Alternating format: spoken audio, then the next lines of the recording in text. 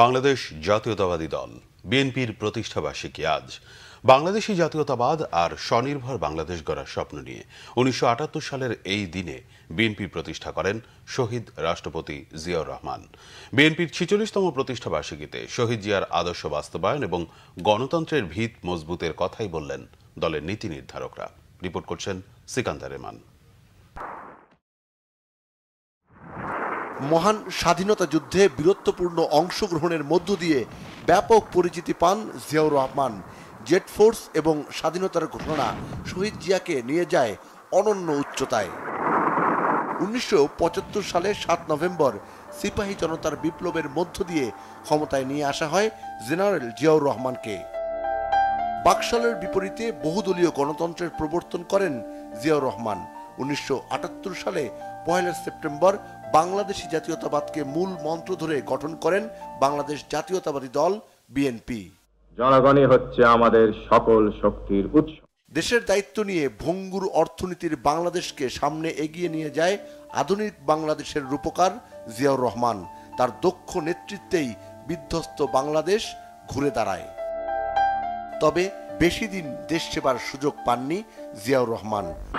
১৯৮১ সালের ৩০ মে চট্টগ্রামের সার্কিট হাউসে বিপদগামীদের বুলেটে জীবনাবসান ঘটে স্বনির্ভর বাংলাদেশ গড়ার এই স্বপ্নদ্রষ্টার। মূলত জিয়াউর রহমানের আকস্মিক মৃত্যু গৃহবধূ বেগম খালেদা জিয়াকে রাজনীতির মাঠে নিয়ে আসে। ৯০-এর স্বৈরাচার বিরোধী আন্দোলন সহ প্রতিটি গণতান্ত্রিক আন্দোলন তার নেতৃত্বে সামনে থেকে ভূমিকা রেখেছে বিএনপি। স্বৈরাচার এরশাদ বিরোধী আন্দোলনে বিজয়ী হয়ে দেশ সেবার দায়িত্ব নেয় বিএনপি নেতৃত্বে বেগম খালেদা জিয়া। এরপর ২০০১ সালেও বিএনপির নেতৃত্বাধীন ৪ দলীয় জোট দেশের দায়িত্ব নেয়। ২০০৮ সালের ২৯শে ডিসেম্বর নির্বাচনে হেরে যায় বিএনপি।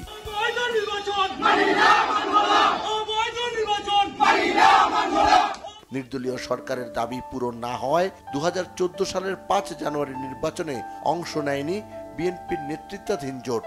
এরপর ২০১৮ সালে বিতর্কিত রাতের নির্বাচনেও জনগণের ভোটের প্রতিফলন ঘটেনি। ফলে সেবারও ক্ষমতায় আসীন হতে পারেনি বিএনপি। দল নিরপেক্ষ সরকারের দাবি পূরণ না হওয়ায় সবশেষ ২০২৪ সালের ৭ জানুয়ারি নির্বাচনেও অংশ নেয়নি বিএনপি। তবে ২০২৪ সালে এসে ছাত্র জনতার জুলাই বিপ্লবে সক্রিয় অংশগ্রহণ রাজনৈতিক দল হিসেবে বিএনপিকে অনন্য উচ্চতায় নিয়ে গেছে।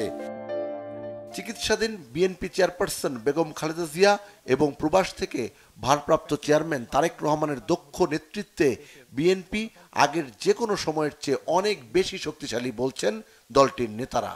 জিয়াউর রহমানের প্রদর্শিত পথে বিচরণ করা এবং একটি স্বাবলম্বী স্বনির্ভর বাংলাদেশ গড়ে তোলাই বিএনপির জন্য বড় চ্যালেঞ্জ।